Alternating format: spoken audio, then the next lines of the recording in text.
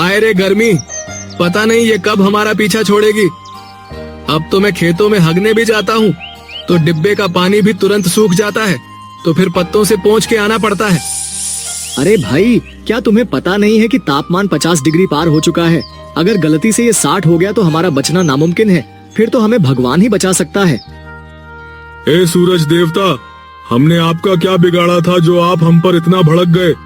अपना ये उजाला थोड़ा कम कर दीजिए ना, हमको बहुत ही दिक्कत हो रही है। तभी गांव का मुखिया आता है। अरे गांव वालों, तुम यहाँ पर क्या कर रहे हो? क्या तुम्हें पता नहीं कि गर्मी कितनी तेज पड़ रही है? अगर कोई इस गर्मी की चपेट में आ गया तो मरना तो निश्चित है। अरे मुखिया जी, हम भी इसी विषय में बात कर रहे हैं कि इस गर्मी से कैसे पीछा छुड़ाएं। इस गर्मी के आगे तो कूलर पंखा भी फेल है।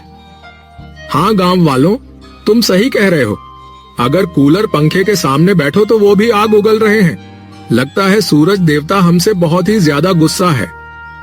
हाँ मुखिया जी, हमें इस गर्मी का कुछ तो करना पड़ेगा, नहीं तो सारे गांव वाले इस भीषण गर्मी से बीमार हो जाएंगे और उनकी मृत्यु भी हो सकती है। तुम सही कह रहे हो गांव वालों, हमें इस गर्मी का कुछ तो करना पड़ेगा। फिलहाल अभी तुम सब घर जाओ, हम इस गर्मी का जल्दी ही कुछ करेंगे। मुखिया की बात से सहमत होकर सभी गांव वाले अपने अपने घर चले जाते हैं।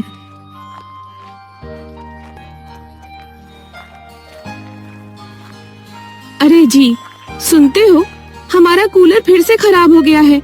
आप जल्दी से इस कूलर को ठीक करा के लाइए। मैं इस तपती गर्मी में नहीं रह सकती। क्या ये कूलर फिर से खराब हो गया? पिछले हफ्ते ही तो मैंने इसको ठीक कराया था। अब इसमें क्या बीमारी आ पड़ी? मैंने आपसे कितनी बार कह दिया है कि एक नया एसी लगवा लेते हैं, लेकिन आपकी समझ में कहाँ ही आती है मेरी कोई बात। तुम्हारा दिमाग तो खराब नहीं हो गया है? क्या तुम्हें पता है कि एसी की हवा हमारे शरीर के लिए कितनी खतरनाक होती है और इससे हमारी जान को खतरा है? तो ठीक है, अगर आप एसी नहीं लगवा सकते तो जाइए इस कूलर को ठीक करा के लाइए। मैं इतनी तपती गर्मी में नहीं रह सकती। मेरा एक दोस्त है बिरजू, जो कूलर पंखे ठीक करता है। तुम यहीं रुको, मैं अभी उसको बुलाकर लाता हूँ। जैसे ही जीवन घर के बाहर निकलता है, उसके चेहरे पर बहुत तेज गर्मी पड़ती है और वो वापस घर के अंदर आ जाता है। ए जी, क्या हुआ? आप तो बिरजू भैया को बुलाकर लाने वाले थे ना, तो आप वापस क्यों आ गए? अरे सीमा, बाहर बहुत ही ज्यादा गर्मी है। ऐसी गर्मी में मैं बाहर नहीं जा सकता। गर्मी का मौसम है तो गर्मी ही लगेगी ना, ठंड थोड़ी लगेगी आपको। अब बहाने बनाना बंद कीजिए, बिरजू भैया को जाकर बुलाकर लाइए। जाइए। अब तुम कहती हो तो मैं चला जाता हूँ, लेकिन अगर मुझे कुछ हो गया तो? अगर मेरी तबीयत खराब हो गई तो मेरा क्या होगा? मेरे पति परमेश्वर, कुछ नहीं होगा आपको। आप बाहर जाइए तो सही। अगर आप बीमार हो गए तो मैं आपको डॉक्टर के पास ले चलूंगी। अरे कैसी पत्नी हो यार तुम? तुम्हें मेरी बिल्कुल भी चिंता नहीं है। भगवान ऐसी पत्नी किसी को ना दे। अब जाते हो कि मैं आपके लिए झाड़ू उठाऊं? अरे नहीं नहीं, मैं बिरजू को बुलाने जा रहा हूँ। जीवन घर से बाहर निकलता है।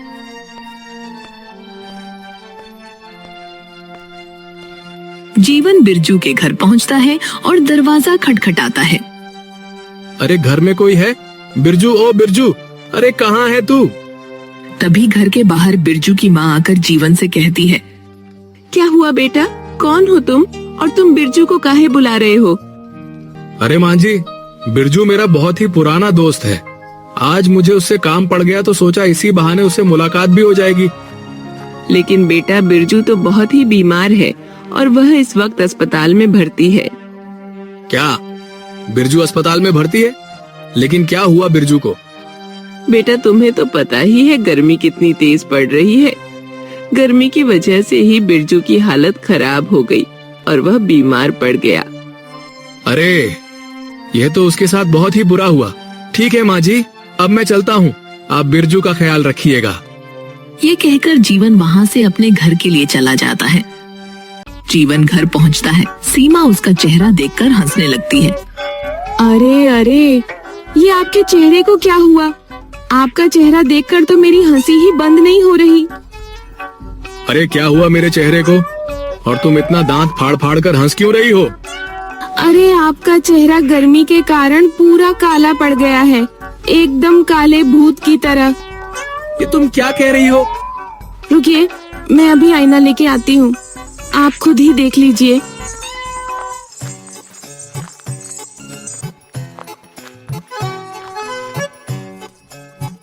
हाँ, अरे बाप रे, इस गर्मी ने तो मुझे कलुआ बना दिया।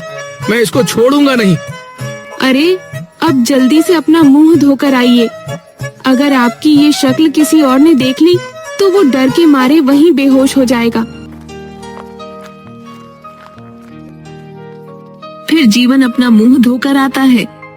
अरे आप तो बिरजू भैया को बुलाने गए थे ना, तो फिर वह आपके साथ क्यों नहीं आए? सीमा, बिरजू बहुत बीमार है और वह इस समय अस्पताल में भर्ती है। क्या? बिरजू भैया अस्पताल में भर्ती है? लेकिन क्या हुआ उन्हें? फिर जीवन ने सीमा को बिरजू की सारी बात बताई।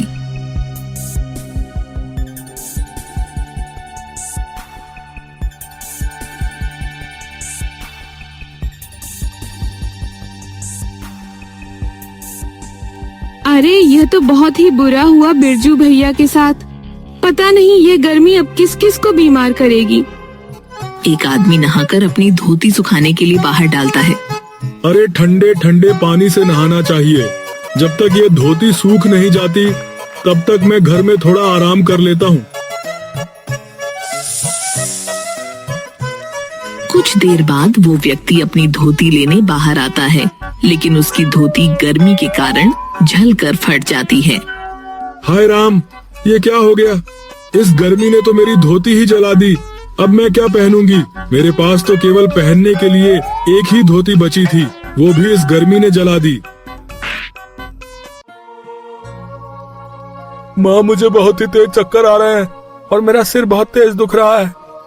बेटा, मैंने तुझे मना किया था ना कि तू घर के बाहर मत निकल, बहुत तेज गर्मी है, लेकिन तूने मेरी एक न सुनी। अब देख तुझे क्या हो गया। फिर उस आदमी को पलंग पर ही उल्टी हो जाती है और उसकी तबीयत और भी ज्यादा खराब हो जाती है। माँ, मुझे बहुत तेज चक्कर आ रहे हैं, लगता है अब मेरा समय आ गया है। ऐसा मत बोल मेरे बच्चे, तेरे पिताजी डॉक्टर को लेकर आते ही होंगे। माँ, मैं और सहन नहीं कर सकता, लगता है अब मेरा जाने का समय आ गया है। इतना कहकर वह दम तोड़ देता है। नहीं, ये नहीं हो सकता। मेरे बच्चे आंखें खोल, तो हमें छोड़कर नहीं जा सकता।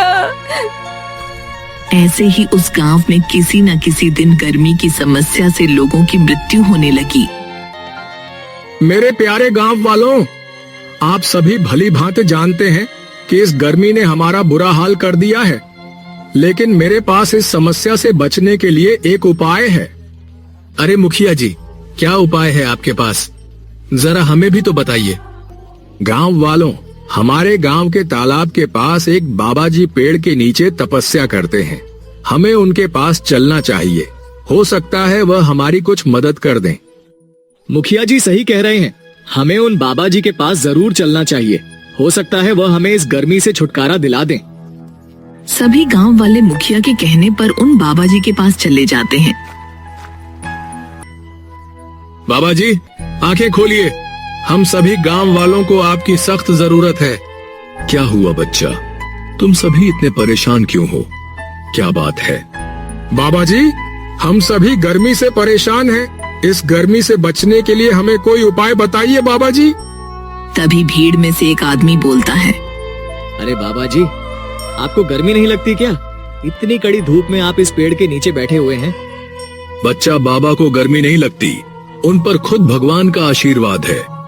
बाबा जी, हमको भी कुछ उपाय बता दीजिए जिससे हम भी इस भीषण गर्मी से बच सके।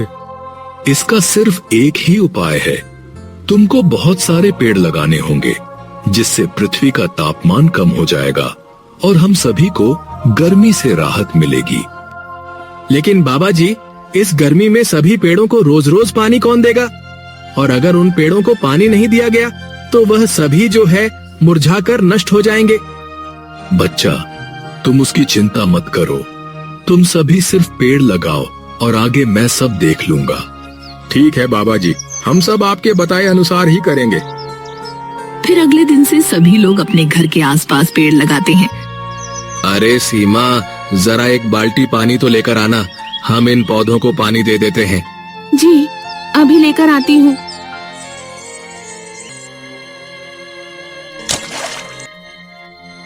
अब बस जल्द ही यह पौधे बड़े हो जाएं, तो हमको इस गर्मी से राहत मिल जाएगी।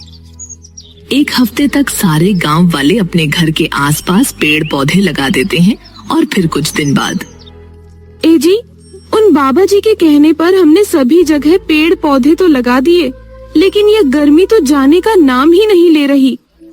अरे सीमा, तुम चिंता क्यों करती हो? बाबा जी ने कहा है ना कि वह सब संभाल लेंगे। तुम उन पर विश्वास करो, सब ठीक हो जाएगा। ऐसे ही कुछ हफ्ते बीत जाते हैं, लेकिन गर्मी कम होने का नाम ही नहीं ले रही थी। ए जी, आज तो पूरे 2 हफ्ते बीत गए हैं, लेकिन तापमान तो कम होने की बजाय और बढ़ता ही जा रहा है। मुझे तो ऐसा लगता है कि वह बाबा एक नंबर का ढोंगी है। ये तुम क्या कह रही हो सीमा? तुम्हें उनके बारे में ये सब नहीं कहना चाहिए। तो फिर अभी तक कुछ हुआ क्यों नहीं? हमें मुखिया जी के पास चलना चाहिए। हाँ सीमा, तुम ठीक कहती हो। हमें और गांव वालों को मुखिया जी के पास जाना होगा। अब वही इसका समाधान निकालेंगे। फिर जीवन और सीमा गांव वालों को लेकर मुखिया के घर चले जाते हैं। मुखिया जी, हम सभी गांव वालों को पेड़ लगाए पूरे 2 हफ्ते हो चुके हैं, लेकिन अभी तक हमें गर्मी से कोई राहत नहीं मिली है। ठीक कहते हो जीवन, हमें उन बाबा जी के पास चलना चाहिए और वही हमें बताएंगे कि हमें क्या करना है। फिर मुखिया सभी गांव वालों को लेकर वापस उन बाबा जी के पास जाता है। अरे गांव वालों, ये बाबा जी कहाँ गए? वो इसी पेड़ के नीचे ही तो बैठते हैं। लगता है वह बाबा ढोंगी था जो हमें उल्लू बनाकर यहाँ से भाग गया। हाँ भाई, तुम ठीक कहते हो। वो बाबा हमारा पोपट बनाकर भाग गया और फालतू में हमसे इतने सारे पेड़ भी लगवा गया। अरे तुम सब अपना मुंह बंद रखो। मैं उन बाबा को भली भांति जानता हूँ। वह हमारे साथ ऐसा नहीं कर सकते। हमें कुछ देर उनका इंतजार करना चाहिए। हाँ गांव वालों, मुखिया जी सही कह रहे हैं। हमें बाबा जी का इंतजार करना चाहिए। हो सकता है उनको कुछ काम हो। ऐसे ही इंतजार करते करते सुबह से शाम हो जाती है, लेकिन बाबा जी का कोई अता पता नहीं था। ओह, बस बहुत हो गया। अब इससे ज्यादा मैं और इंतजार नहीं कर सकता। मैं जा रहा हूँ अपने घर। हाँ हाँ, हम सब भी अपने घर जा रहे हैं। रुको गांव वालों, किसी को कहीं जाने की जरूरत नहीं है। अब मैं आ गया हूँ। अरे बाबा जी, आप कहाँ चले गए थे? हम सभी कब से आपका इंतजार कर रहे थे। बच्चा, मैंने तुम सभी से वादा किया था, तो फिर मैं तुम सबको छोड़कर कैसे जा सकता हूँ? बाबा जी, ये गर्मी तो कम हो ही नहीं रही। अब हमें क्या करना होगा? अब तुम सबको कुछ भी करने की जरूरत नहीं है। अब जो भी करना है वो मैं करूँगा। फिर बाबा जी अपनी आंख बंद करके कुछ मंत्र पढ़ने लगते हैं और तभी अचानक आसमान में घने बादल छा जाते हैं और वहाँ पर बहुत तेज बारिश हो जाती है। अरे वाह, बारिश हो गई। आज तो मजा ही आ गया। अरे गाँव वालों, नाचो गाओ। अरे आज हमें गर्मी से छुटकारा मिला है। फिर सभी गांव वाले खुश हो जाते हैं। बच्चा, तुम सभी ने जो पेड़ लगाए थे, अब वो कुछ महीनों बाद बड़े हो जाएंगे और यह गांव हरा भरा हो जाएगा, जिससे गर्मी का तापमान बढ़ने की जगह घट जाएगा। बाबा जी, अगर आप नहीं होते आज, तो हम सभी गांव वाले इस गर्मी की चपेट में आकर मर जाते। आप धन्य हो बाबा जी। हम जितने अधिक पेड़ लगाएंगे, हमारी यह पृथ्वी उतनी ही सुंदर और हरी भरी रहेगी। हमें हमेशा पेड़ लगाते रहना चाहिए। और कुछ दिन बाद सारा गांव पेड़ों से हरा भरा हो जाता है और उस गांव से गर्मी छू मंत्र हो जाती है। आप लोग ऐसे क्या देख रहे हैं? आप भी अपने अपने घर के आसपास अधिक से अधिक पेड़ लगाएं और इस प्रकृति को सुंदर और हरा भरा बनाएं। जय धरती माता की।